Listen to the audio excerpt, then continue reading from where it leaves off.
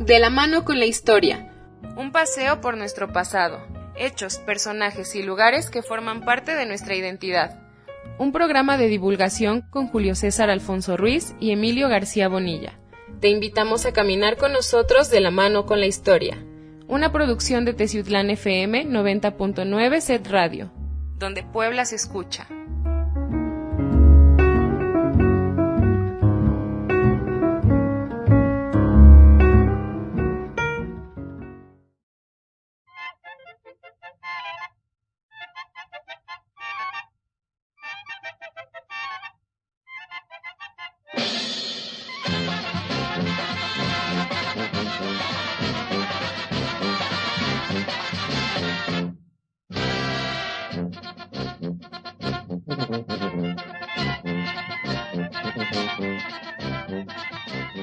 Muy buenas tardes amigos, hoy como todos los miércoles 7 de la tarde nos encontramos transmitiendo desde el Sistema Estatal de Telecomunicaciones Radio XHTZ 90.9 FM, donde Puebla se escucha desde la antigua estación del ferrocarril en Avenida Hidalgo sin número, Colonia El Pinal. Les recordamos que se pueden comunicar con nosotros al 231-313-2973 y mensajes vía WhatsApp al 231-115-79. Les recordamos que esta es una emisora integrante de la red de radiodifusoras educativas y culturales de México y que nos pueden seguir vía redes sociales en Facebook y Twitter en @TeciutlanFM. Al mismo tiempo les recordamos que nos pueden escuchar a través de Spotify y de nuestra página www.setpuebla.mx/home / radio en vivo. Y bueno, hoy como los miércoles regresamos con De la mano con la historia. Emilio García Bonilla, muy buenas tardes. Buenas tardes, Julio César Alfonso Ruiz. Buenas tardes, amigos y amigas. Pues bien, amigos, como les decía hace unos segundos, estamos ya en el programa 13 de su programa De la mano con la historia, y el día de hoy abordaremos el tema de la guerra cristera y sus impactos en nuestra ciudad. Para ello, Emilio, también debemos de mencionar que este hecho en ocasiones pasa inadvertido por las narraciones orales e incluso por la historia de la localidad. Es un pasaje en ocasiones mencionado, en otras ocasiones un poco olvidado, pero además esta semana es muy importante para nuestra comarca. Tenemos varias efemérides de teciutecos y hechos históricos que van de la mano con ellos. Claro que sí, pues recordando las efemérides más recientes de los últimos días, pues recordamos que el 18 de noviembre se da el primer derramamiento de sangre en el estado de Puebla, durante la revolución, el inicio de la Revolución Mexicana en la casa de la familia Cerdán, aquel 18 de noviembre de 1910. Un 16 de noviembre de 1968 fallece el abogado, filósofo y político teciuteco Vicente Lombardo Toledano. Y el día 15 de noviembre recordamos el sacrificio de estos tres maestros, mártires de la educación, en nuestra localidad de Teciutlán. Y es de este último tema del que estaremos hablando en este programa. Así es, Emilio, datos muy importantes dentro de la historia de nuestra ciudad y también de nuestro país, porque Vicente Lombardo Toledano fue alguien muy importante para la vida nacional, y también pues el derramamiento de sangre de los hermanos Cerdán marcaría una nueva época a raíz de un derramamiento de sangre y un conflicto bélico que duraría varios años, y que bueno, conformarían un nuevo orden en el Estado-Nación. Pues bien, Emilio, llegamos al tema que hoy nos atiende en este programa, que es la guerra cristera. Debemos recordar que durante ese momento se encontraba Plutarco Elías Calles como presidente de la República, este sonorense que también había participado en la revolución, que incluso en algún momento se autonombró el jefe máximo de la revolución, y que entre sus oficios como persona fue maestro, quiso ser agricultor, hasta que se incorporó a las filas de la revolución, y es ahí donde se encumbra también en su carrera política. Sí, pues a él le toca lidiar con esta rebelión, una de tantas rebeliones que hubo posteriores a la Revolución Mexicana, pero también cabe recordar el papel de la iglesia, de la religión más importante en nuestro país, que es la Iglesia Católica, dado su papel en diferentes conflictos políticos e incluso militares. Recordemos, por ejemplo, que apoyó a uno de los sectores contendientes durante la Guerra de Reforma. Se levantaron al grito de religión y fueros, y uno de esos focos de sublevación fue precisamente Zacapuaxtla. Así es. Cuando comenzó la Guerra de Reforma. Posteriormente, durante el gobierno de Lerdo de Tejada, también apoyaron a la llamada Rebelión de los Religioneros, que se oponía a la aplicación de una de las leyes de reforma que tenía que ver con las propiedades de la Iglesia. Uh-huh. Y ya en el tema que nos concierne, pues estuvo la Rebelión de los Cristeros, uh-huh, que duró de 1926 a 1929 y que después tendría una segunda edición, sí, la llamada Segunda Cristiada, y que es la que tuvo lugar durante el gobierno de Cárdenas, que ya abordaremos más adelante. Emilio, tú tocaste un punto muy importante que es respecto a las leyes de reforma. Justamente en uno de esos apartados es la ley de enajenación de bienes, la que se promulga la Iglesia en contra, porque con ello se le quitaba la figura legal y se le quitaban propiedades al clero para ser distribuidas entre la sociedad civil o que quedaran en manos del Estado-Nación. Para ello se dividen diversos latifundios, entre ellos algunos en la Sierra de Puebla, algunos en otras regiones del país, y esto no dejó contento a la Iglesia Católica, que ya desde varios años jugaba un papel importante dentro de las decisiones del país porque se aliaba con los poderes económicos y políticos en turno. Recordemos que también durante el Segundo Imperio de Maximiliano jugó un papel importante porque en algunas de sus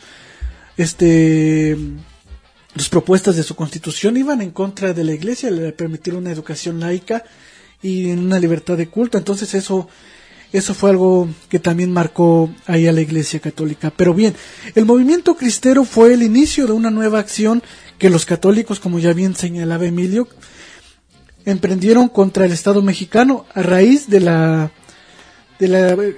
expedición de la Constitución mexicana, la cual le negaba la personalidad jurídica a la Iglesia Católica. Esta Constitución de la que hablamos es la de 1917, que surge a raíz justamente de la Revolución Mexicana, y que bueno, a la Iglesia no le parecía grato, porque si ya bien había tenido en las leyes de reforma una baja en su poder político y económico con la ley de enajenación de bienes, pues este segundo, por así llamarlo, golpe de autoridad del Estado mexicano a través de su Constitución de 1917, pues negaba otro factor importante de la Iglesia, que era la personalidad jurídica que tenían muchos de los municipios, porque de hecho debemos mencionarles, amigos y amigas, que en algunas localidades el registro poblacional es mejor llevado por el archivo parroquial que por el archivo municipal. Esto a raíz porque jugaban una personalidad jurídica muy importante dentro de esos lugares. Además, este conflicto puso en tensión la estabilidad social de México, principalmente en el centro y occidente de nuestra nación. Y debemos señalarles a todos nuestros radioescuchas que los cristeros practicaron en su accionar bélico una forma de guerrillas muy semejante a la del zapatismo, y que todo esto se lleva por el fanatismo de ese viejo México que también Plutarco Elías Calles mencionaba que era el guiado por las órdenes de la Iglesia Católica en nuestros diferentes puntos del país. Así es, mencionas muy bien lo que has dicho, Julio, y precisamente poco a poco se le fue retirando poder e influencia a la Iglesia Católica, al clero político, porque había un sector pues dominado por los obispos, los principales clérigos de esta religión, que se inmiscuían muy frecuentemente en los asuntos políticos.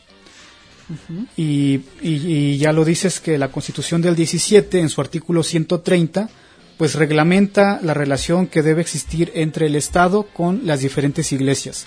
Es decir, no eran medidas que atacaban exclusivamente a la religión católica, uh-huh, sino que eran medidas para todas las religiones, pero como la católica era la principal, la más importante, pues desde luego que fue la que tomó medidas más rigurosas en cuanto a defender lo que consideraban eran sus derechos o sus privilegios. Sí, y sus propiedades, que no eran vastas. Recordemos que la Iglesia durante esos años hasta préstamos hacía a los presidentes municipales para algunos financiar sus campañas, incluso, como bien señalabas, financiar algunos conflictos bélicos, y que pues obviamente todo salía de ese diezmo entregado por la sociedad a las parroquias.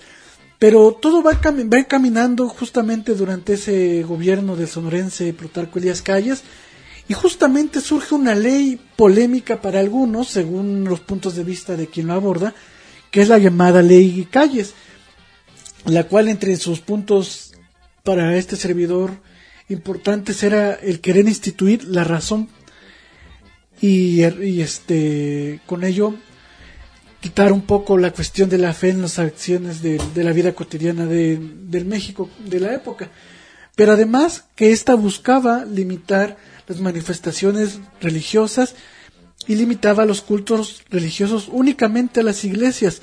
Aquí viene un dato importante, que esta ley prohibía los hábitos fuera de los recintos eclesiásticos, y justamente esto haciendo pie al artículo 130 constitucional que ya bien señalaba Emilio, y que esto empieza a generar un ruido muy, muy fuerte dentro de la iglesia secular de esa época, que busca generar 1 millón de firmas entre los fieles mexicanos para echar abajo este artículo 130 constitucional ya aprobado desde un par de años antes.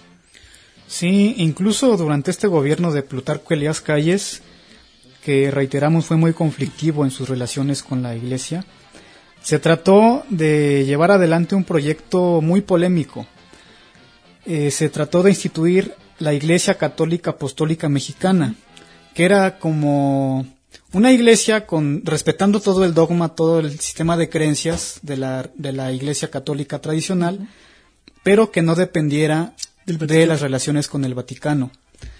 Y esto también tuvo que ver en nuestra región, porque yo tengo el dato de que precisamente en Jalacingo, en la iglesia del Padre Jesús, llegó uno de esos sacerdotes de la Iglesia Católica Mexicana. Uh-huh. Este presbítero se llamó Rafael Morfín. Incluso su llegada generó toda una ola de protestas en contra, porque decían, ¿cómo es posible que este señor que no rinde pleitesía a Roma, al Papa, uh-huh, pues venga y quiera llevar adelante los cultos religiosos en esta iglesia? Y tratándose de la iglesia de Jalacingo, que desde hace muchísimo tiempo es una de las iglesias, o de los santos, hablando del Padre Jesús, de los santos más venerados en toda la región. Así es, y que además mueve masas cada año, y que incluso pues a nivel arquitectónico presenta una muestra del poderío económico de esa iglesia y de todos sus fieles. Pues bien, con esto de 1 millón de firmas y posteriormente a los reclamos que la iglesia hizo al Estado mexicano, surge la llamada huelga de culto un 31 de julio de ya un lejano 1926, justamente para empezar a presionar al Estado mexicano en pro de lo que ya Emilio señalaba, de la institución de esta corriente católica que no dependiera de Roma, pero además también para mostrar su poder todavía dentro de la población como dogmatismo y como populismo también de la iglesia. Bueno, es cuando se da, por ejemplo, el cierre de los templos. Uh-huh. Se clausuran muchos templos, no por orden del gobierno, no, sino como una medida de la propia iglesia en protesta a las medidas del gobierno, de esta ley Calles. Así es. Y también se empiezan a realizar actos de boicot para presionar económica y políticamente al gobierno. En el caso de Teciutlán, yo recopilé algunos documentos al respecto de estas acciones que aquí en nuestra ciudad de Teciutlán llevó adelante la organización que se llamó Liga de la Defensa de la Libertad Religiosa. Y en uno de esos folletos enumeraban algunos puntos que habrían que cumplir para llevar adelante estas medidas. Decía, por ejemplo, no asistas al teatro, al cine, a los bailes ni juegos, no hagas uso de automóviles ni de tranvía, sino en casos muy urgentes.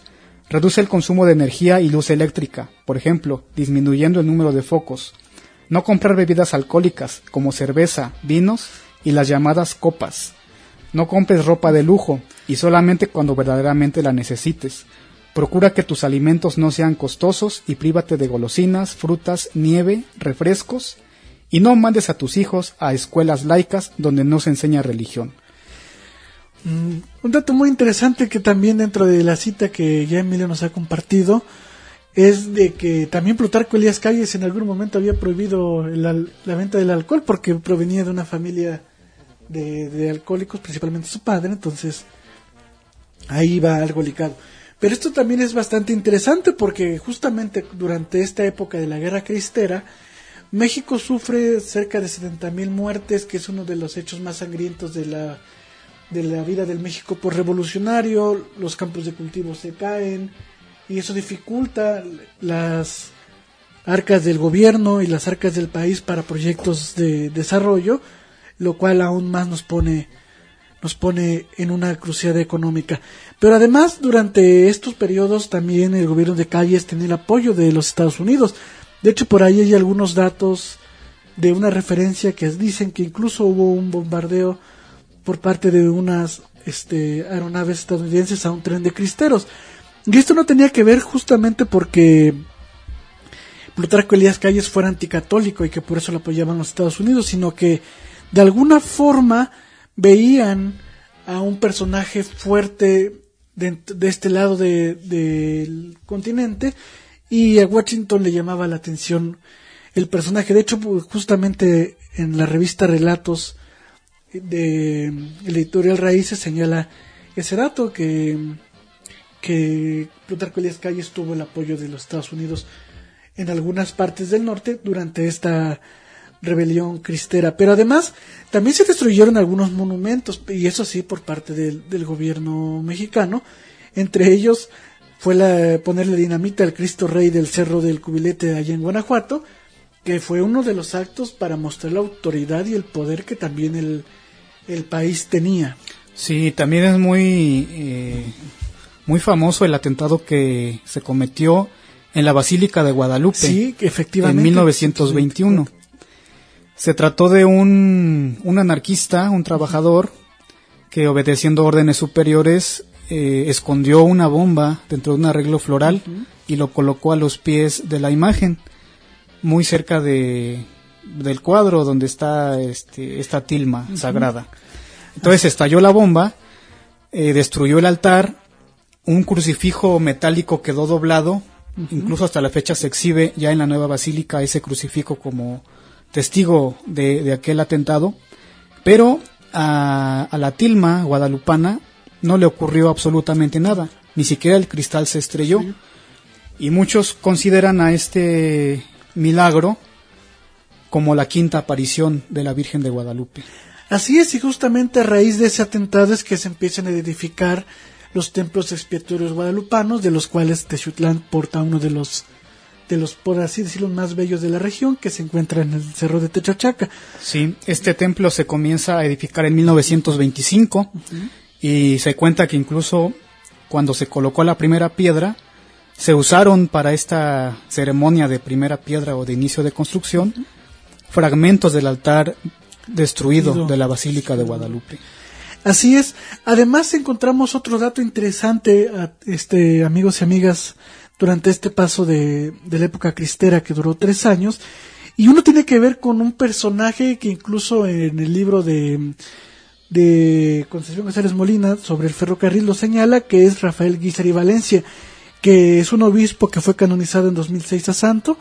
Y bueno, este personaje que tuvo por aquí algunas incursiones en nuestra comarca, él era buscado en Texutlán, en la región serrano-costeña, por las fuerzas de Calles, y él lo persiguen porque él era muy amigo de don Pedro Vera, que era de don Pedro Vera y Suria, que era el arzobispo de Puebla. Entonces, siguiendo las líneas que este arzobispo podía tener en esta región, los militares de Calles viajan hacia Texutlán y en la zona serrano-costeña de Veracruz para buscar a Rafael Guízar y Valencia, quien pues en 1927 es desterrado y se partiría hacia misiones en Colombia y en otras partes.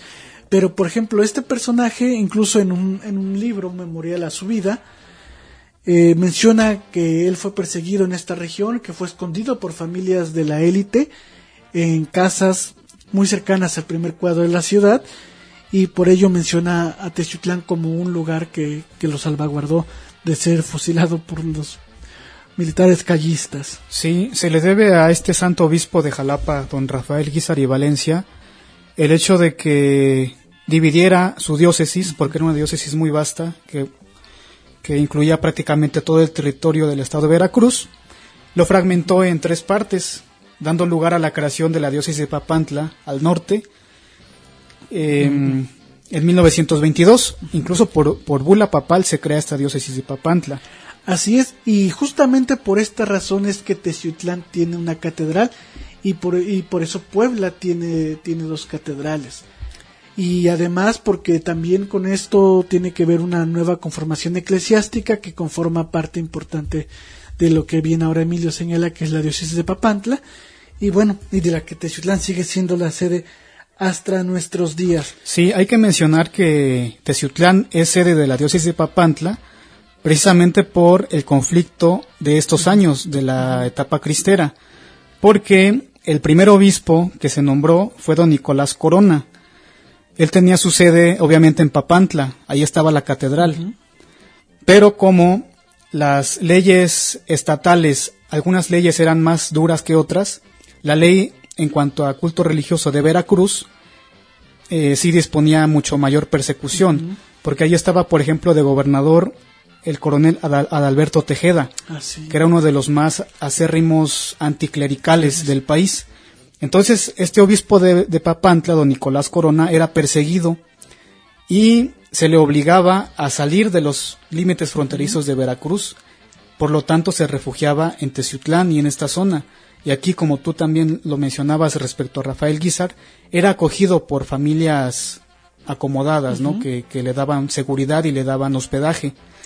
Entonces, con el paso del tiempo, como don Nicolás Corona no podía entrar al territorio veracruzano, estableció en Teciutlán su cátedra. Como su villa segura, por así llamarlo. Sí, y con el paso del tiempo, reitero, terminó por asignarse a Teciutlán el lugar como cabecera de la diócesis de Papantla.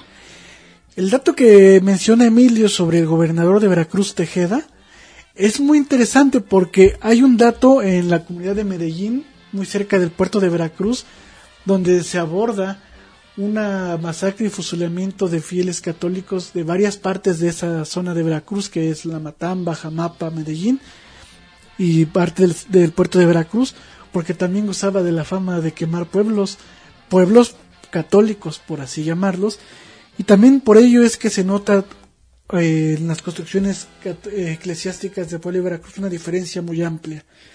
Y bien, dentro de esta época de persecución religiosa, o así llamada por este sector religioso, como se prohibía o como estaban clausurados los templos, no había culto religioso adentro de ellos.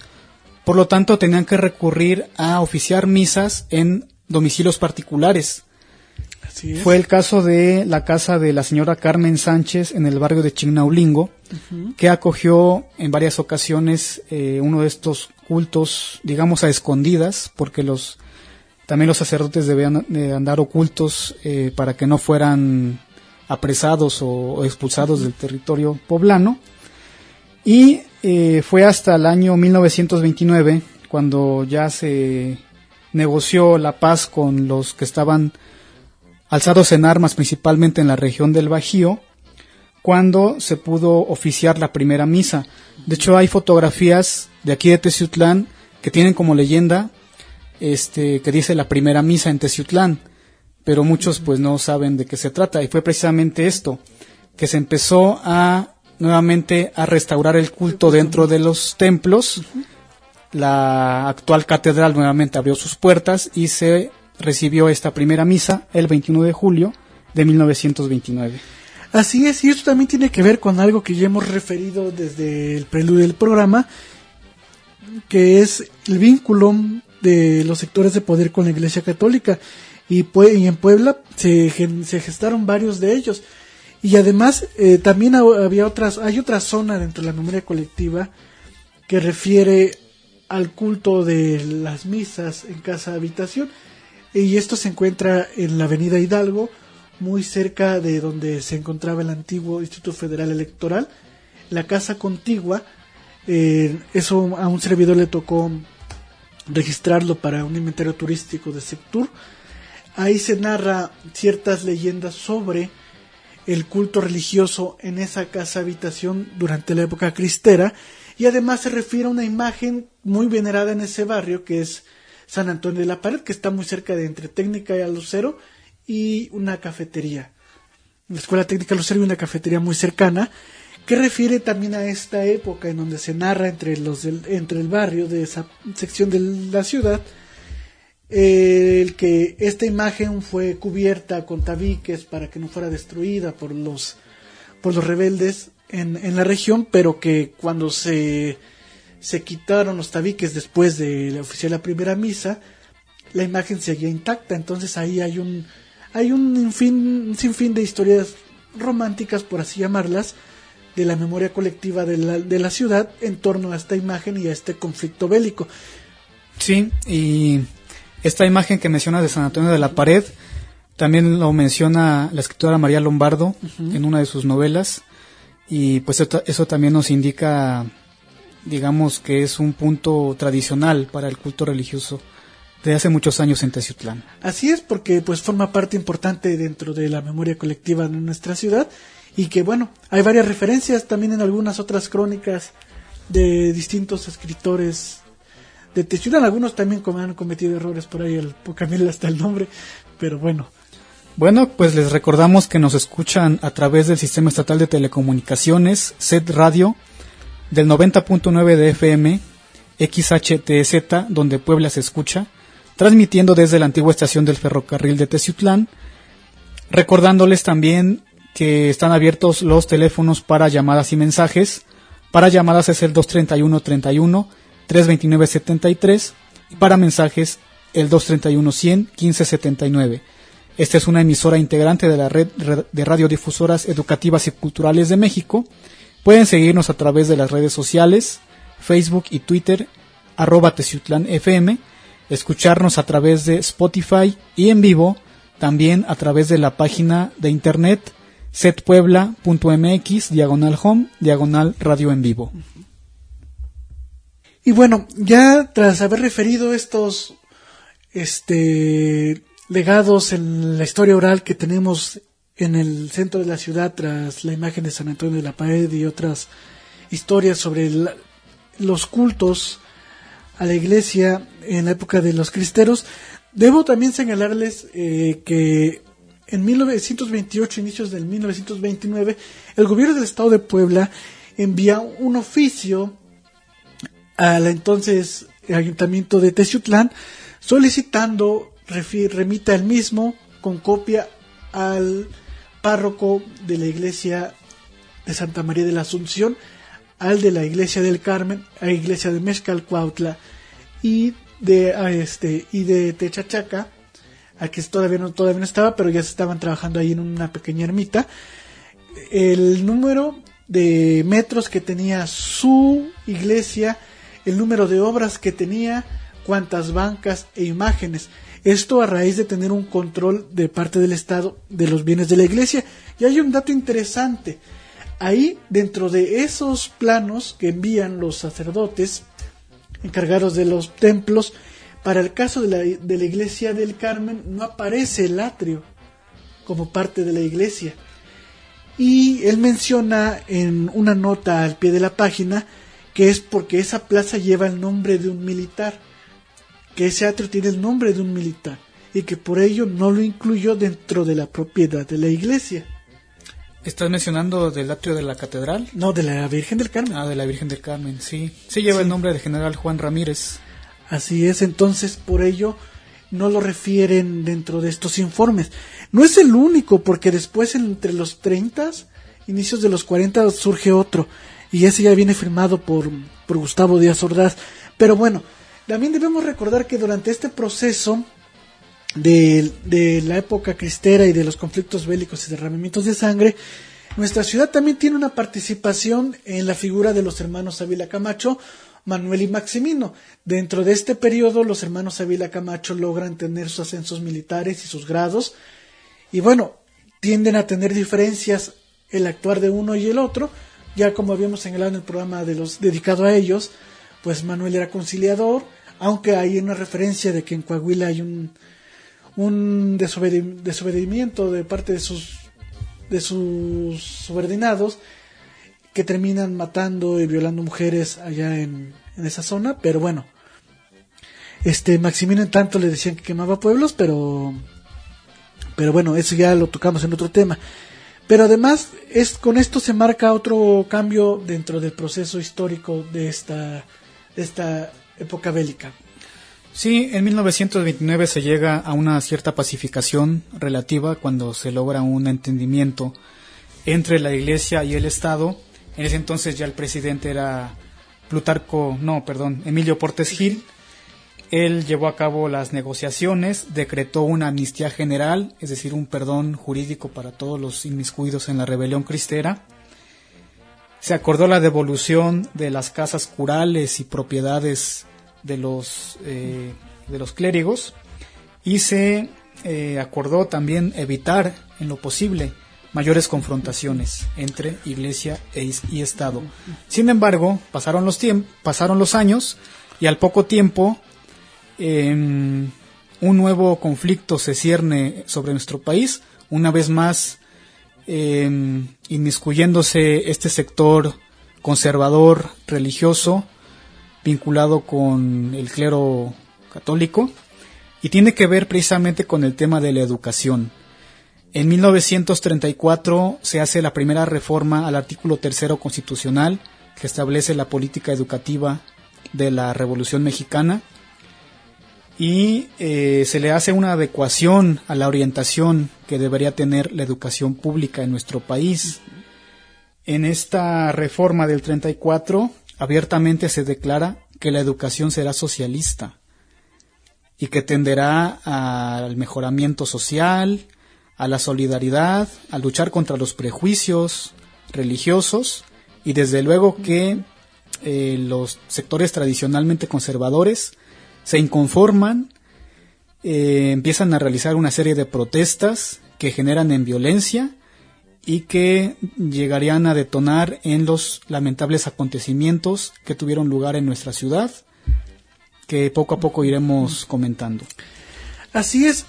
En el caso particular de nuestra comarca, los llamados segundos cristeros dieron muestra de un espíritu intolerante y cruel contra justamente los profesores que impartían esta nueva idea de educación, una educación, como ya bien señalaba Emilio, socialista, y que entre ellos, por ejemplo, impartían educación sexual, el poner la razón encima de la fe, lo cual iba en contra de lo que querían los ad hoc a la Iglesia Católica. Y bueno, llegaron con esto los tristes acontecimientos que ya en la efeméride del inicio del programa hemos comentado, y que bueno, que al parecer estos cristeros, según mencionan algunos textos, no eran de esta parte de nuestro estado, sino que venían de otras partes del país o de la zona, y que se asentaron en diferentes partes de la parte norte de nuestra ciudad. Sí, me gustaría mencionar también que aquí en Teciutlán, así como hubo oposición a la educación llamada socialista, también hubo apoyo. Se creó un comité de padres de familia pro educación socialista que presidió precisamente el señor Benigno Campos Vázquez. Uh-huh. En una carta que firma este personaje, le comunican al diputado en aquel entonces que le dan el nombramiento de presidente honorario de este comité de padres de familia de educación pro educación socialista. ¿Y sabes, Julio, quién era este diputado en ese entonces?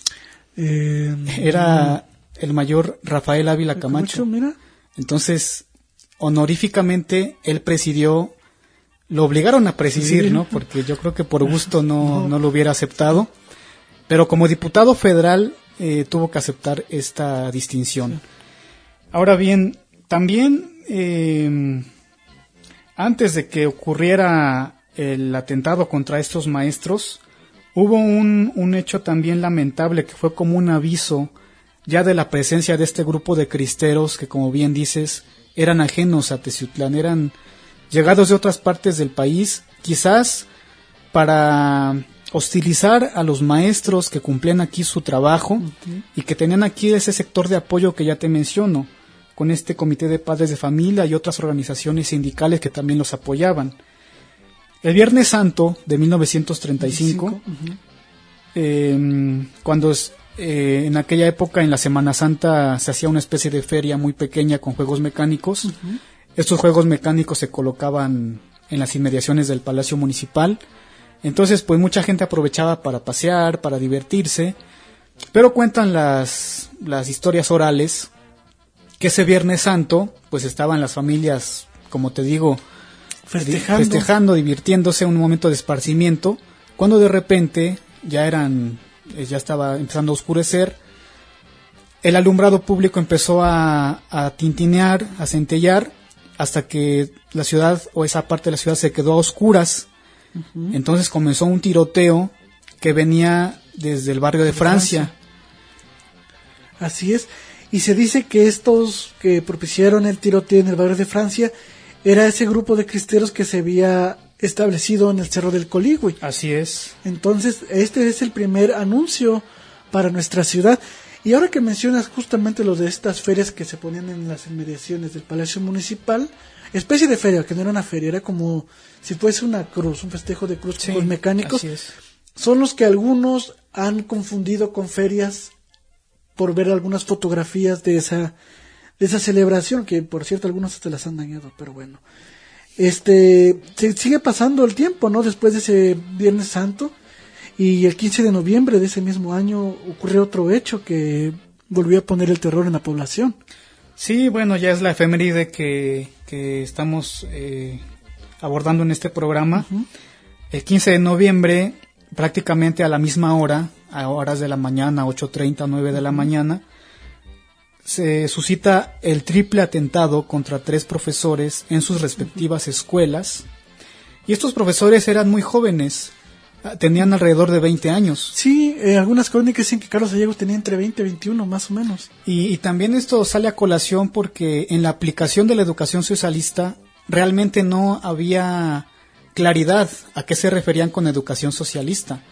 Porque me pongo a pensar en estos jóvenes de 20 años, 21 años, pues realmente quizás no tenían una formación académica, no tenían una comprensión filosófica de entender qué es el socialismo o qué tiene que ver con la educación. Entonces se daba a muchas interpretaciones a veces diferentes. Ya mencionabas tú lo de la educación sexual. En otras escuelas, por ejemplo, al hacer honores a la bandera, también se hacían honores a la bandera roja del proletariado. Sí. Se cantaba el himno de la Internacional, a la par que el himno nacional. Entonces era muy disímbola esta educación socialista que realmente no tenía claridad. Sí. Pero bien, estos 3 maestros eran Carlos Sayago Hernández, que tenía su escuela en La Legua, Carlos Pastrana Jiménez en Ixtipan y Librado Labastida Navarrete en Santiago Xutetelco. Este último era oriundo de Tepoztlán, Morelos. Estos maestros, yo pienso que, no tengo el dato de los otros, pero yo creo que no eran de Teciutlán, porque más bien eran parte de estas misiones educativas que enviaban a maestros rurales a comunidades muchas veces lejanas de su tierra natal. Así es, sería como el inicio del proceso de la campaña de la alfabetización que años más tarde se promulgaría, pero que seguramente, como bien señalabas, Emilio, estos maestros seguramente no tenían una formación académica tan vasta, pero por el conocimiento de la lectura y de las operaciones matemáticas elementales para el desarrollo de la vida cotidiana, pues eran enviados a formar a nuevos educandos, como pasa muy actualmente con el sistema de CONAFE, que haces un servicio social y te mandan a una comunidad rural. Pero bueno, este acto también además es bastante triste porque pues fueron asesinados en presencia de sus alumnos, lo cual da un poco de señales de la crueldad de estos guerrilleros cristeros que estaban ahí en el Coligüe. Sí, vaya, son temas muy polémicos, muy sensibles también. Y vaya, no quisiéramos dar detalles de esos hechos sangrientos, ¿no? También por respeto al público y a la historia. Pero también, por ejemplo, no en esa fecha, sino en otra, el profesor Carlos Toledano, en una comunidad de Tlapacoyan, también corrió con la misma suerte que los maestros mártires de Teciutlán. Y se menciona que pues los que perpetraron este atentado hicieron una hoguera con los muebles, con los libros de la escuela, y pues ahí terminó su vida este maestro Carlos Toledano en Tlapacoyan. Mira, qué lamentable ese asunto, pero bueno, tampoco nada alejado de lo que hicieron acá, porque aquí exhibieron los cadáveres en el Palacio Municipal, ¿no? Bueno, se exhibieron los cadáveres de los supuestos autores del atentado. Así es. Porque en el caso de los maestros incluso hay fotografías en donde se les rindió un homenaje ya en sus respectivos ataúdes en los bajos del Palacio Municipal, y hablaron representantes de la SEP estatal y federal, también algunos líderes obreros. Los comercios cerraron, frenaron sus actividades. Sí. Y aquí en el libro que tengo a la mano de las memorias del doctor Rafael Campos López, él menciona: recuerdo vivamente lo ocurrido en ese fatal día, porque los viernes por la tarde era usual que los jóvenes profesores practicaran básquetbol con los alumnos mayores en la única cancha que había en la ciudad, razón por la cual nos sentíamos cerca de ellos, aparte de que algunos de ellos visitaban a los obreros organizados para cambiar impresiones. Y justamente entre algunos de estos puntos que señalabas, Emilio, de que suscriben algunas palabras al secretario de Educación Pública, él en alguno de sus apartados señala la necesidad de armar a los maestros que estaban por aquí a raíz del deceso de los personajes ya citados. Pero este dato también que nos das, Emilio, sobre las memorias del doctor Campos, de la forma de vivir de los profesores, de practicar el deporte, también nos da muestras del nacimiento de disciplinas deportivas en nuestra ciudad, que ya hablaremos en otro programa, pero que además también nos muestra un proceso de la vida cotidiana de la época, que pues el deporte era un papel fundamental del desarrollo de la educación de la época. Claro, y también eso los acercaba a la comunidad, los integraba a los jóvenes, a los trabajadores también, como se menciona. Y bueno, además de la muerte de estos tres maestros, la lamentable muerte de estos tres profesores, también fue muy sonado el caso de la profesora Nieves González, una maestra que fue secuestrada en el Cerro del Colihue, y pues también ahí sufrió algunas vejaciones, algunos ultrajes de parte de estos personajes cristeros. Así es, ella logró ser liberada. Llegó por un jefe militar que tomó con las fuerzas federales el Cerro del Colihue, en donde pues estaban perpetuados algunos, y ahí es donde salvan a Nieves. Sí, en 1936 es cuando se captura al jefe rebelde de los cristeros en el Colihue. Se llamaba Lauro Rocha. Entonces es ahí cuando se pone fin a la presencia de este grupo en esta región de Teciutlán. Sin embargo, durante esta segunda cristiada, se cuenta aproximadamente que fueron 300 maestros asesinados en todo el país entre 1935 y 1939. Otros más fueron mutilados. Era muy usual que les cercenaban las orejas, como una forma también de escarmiento, para que desistieran de su trabajo, para que, no apoyaran la educación socialista. Sí, también para que quedaran como una especie de marcación de que la sociedad viera lo que les podía pasar si seguían esos mismos pasos. Sí, vaya, realmente lamentable, ¿no? Estas prácticas de fanatismo que a veces atentan contra las vidas de otras personas y también contra su integridad. Sí, ese fanatismo del viejo México que Plutarco Elías Calles había señalado años antes, viva muestra estos acontecimientos que ocurren en la segunda cristiada en nuestra comarca. Y además pasan los años, Emilio, y ya después con la llegada de Cárdenas empiezan también a cambiar algunas cosas. Sí, con Ávila Camacho, porque Cárdenas estaba en el poder cuando se da esto de los maestros. Con Ávila Camacho, con su política conciliadora, él viendo que el trasfondo del conflicto estaba en el artículo 3º, promueve una nueva reforma en 1946. Es en esta reforma donde participa incluso Vicente Lombardo Toledano en la redacción del artículo 3º. Déjenme buscar aquí el texto. Pero justamente también, Emilio, cuando se exilia a Plutarco Elías Calles, muchos de los fieles católicos teciutecos envían un telegrama que yo por ahí señalo en mi libro, que próximamente se va a presentar aquí en la ciudad. Yo lo muestro porque es bien interesante, en donde se le felicita a Lázaro Cárdenas el haber exiliado al que ellos llamaban traidor de la fe y del país. En este telegrama así mencionan los teciutecos a Plutarco Elías Calles. Entonces ellos felicitan a Lázaro Cárdenas por haber decidido exiliar a este personaje. Sí, vaya, se le da a él todo el peso del compromiso por el conflicto religioso. Y bien, la reforma del 46 ya elimina esa palabra conflictiva, pocas veces entendida, que era educación socialista, y ya menciona que la educación que imparte el Estado tenderá a desarrollar armónicamente todas las facultades del ser humano y fomentará en él a la vez el amor a la patria y la conciencia de la solidaridad internacional en la independencia y en la justicia. Además, será democrática, considerando a la democracia no solamente como una estructura jurídica y un régimen político, sino como un sistema de vida fundado en el constante mejoramiento económico y social y cultural del pueblo.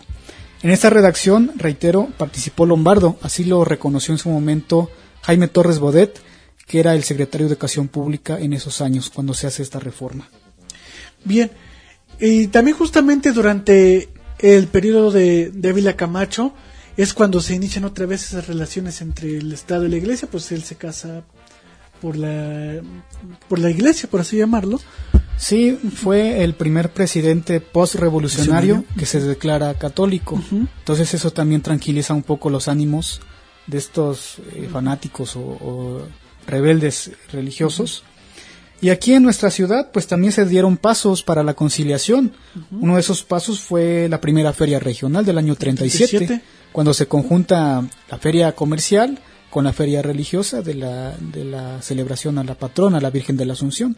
Claro, además de que se muestran algunas conferencias por parte de académicos teciutecos, o por así llamarlos, estudiosos de aquí de la ciudad, y son referidas en una memoria que, por cierto, Emilio por ahí tiene para su consulta, y que nos narra un poquito de esa unión ya entre la sociedad civil, el comercio, la naciente educación con estas reformas post-revolución, y con ello también se vuelve a conformar nuevamente un tejido social que se había roto durante el proceso cristero. Y también qué curioso que fueran los Ávila Camacho los que dieran pasos hacia esa conciliación. En el caso de Puebla, el gobernador era don Maximino Ávila Camacho. Él organiza la feria regional, tiene trato directo con el obispo, con don Nicolás Corona, para hacer esta organización de la primera feria.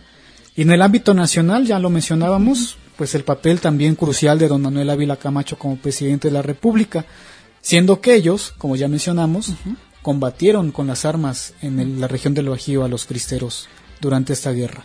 Así es. De hecho, justamente Fernández Chedraui, en el libro Vivir de pie en tiempos de don Maximino, señala que quizá algunos de los puntos medulares para poder lograr esta conciliación era de que la madre de don Maximino y de don Manuel era fielmente católica, y que ella buscaba que sus hijos, que eran militares, no tuvieran que confrontar a la iglesia, al menos aquí en Teciutlán.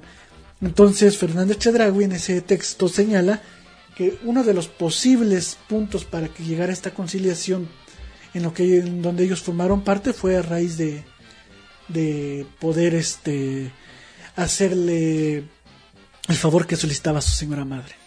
Así es. Ahora bien, ¿qué pasó con la memoria, con los restos de estos maestros mártires?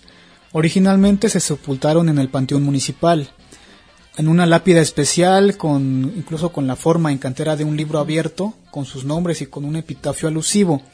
Sin embargo, en 1968 se hace la exhumación de los restos para llevarlos a un monumento que estuvo muy cerca de aquí, en el camellón de la avenida Hidalgo, donde actualmente se encuentra la máquina del ferrocarril y los vagones.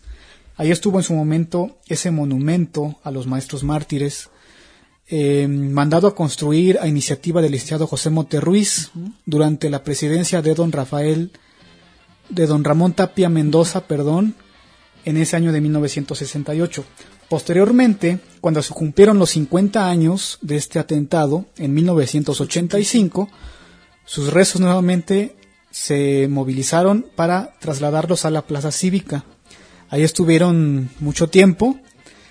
En la actualidad realmente no tenemos claridad de dónde se encuentran. Algunos hablan de que están en el monumento que está detrás de la Escuela Ávila Castillo, porque este inmueble educativo también se llama Escuela 15 de Noviembre, en el turno vespertino. Esta escuela se fundó en 1967 y pues en los años más recientes se hizo una especie de monumento en esta escuela también. Y por decreto del Congreso local, desde hace algunos años, el 15 de noviembre de cada año, se toma como Día Estatal de los Maestros Mártires de la Educación. Así es, y también pues no hace mucho existió otro monumento dedicado a ellos, una especie de obelisco, también muy cerca de aquí de donde estamos transmitiendo, el cual ya fue derribado. Sí. Aquí un detalle para esta polémica que se tiene respecto a la ubicación de los restos, es que en ocasiones los colores o los idealismos de los enturnos, de los ediles en turno, tiende a distar de la importancia de conservar los hechos históricos, principalmente en cuestiones muy delicadas como el traslado de restos, como es el caso de los maestros mártires, que se muestran un pasado cruel pero verdadero de nuestro país en pro de consolidar la educación pública de la cual gozamos muchos de nosotros y también parte de nuestro Estado-nación del cual hoy somos disfrutes. Sí, y también mencionar que cada año, el 15 de noviembre, los maestros sindicalizados del Estado, de las secciones 23 y 51 del CENTE, hacen una magna ceremonia, un homenaje, una marcha. Lamentablemente este año no fue posible por las causas que ya todos conocemos de la pandemia, pero este año se cumplen 85 años de este atentado contra estos 3 maestros mártires de la educación socialista en Teciutlán. Así es, y que bueno, ya en camino de cumplirse casi el centenario, pues hay que empezar a ver la posibilidad de dignificar ese monumento en la memoria de estos personajes que dieron la vida por la libertad de cátedra de nuestra comarca. Y pues bien, amigos y amigas, con esto vamos llegando al final de nuestro programa número 13 de la mano con la historia, recordándoles que transmitimos desde el Sistema Estatal de Telecomunicaciones Radio XHTZ 90.9 FM, donde Puebla se escucha, y que nuestra transmisión se da desde la antigua estación del ferrocarril en Avenida Hidalgo sin número, Colonia El Pinal, que se pueden comunicar con nosotros para cualquier duda o sugerencia para nuestro programa al 231 329 73 y mensajes vía WhatsApp al 231 115 79. Les recordamos que esta emisora es integrante de la red de radiodifusoras educativas y culturales de México y que nos pueden seguir en redes sociales, en Facebook y Twitter con nuestro nombre @TeciutlanaFM, además de escucharnos en nuestra página web www.setpuebla.mx-home-radio en vivo y en Spotify. Les recordamos que nos escuchamos todos los miércoles a las 7 de la tarde. Y bueno, Emilio, un gusto nuevamente compartir micrófonos contigo. Igualmente, Julio César Alfonso Ruiz, un gusto estar nuevamente como cada semana en este programa. También agradecer a todos nuestros radioescuchas y agradecer las facilidades a la radiodifusora y a Emanuel Mondragón, nuestro productor. Nos escuchamos la próxima semana. Y muy buenas tardes.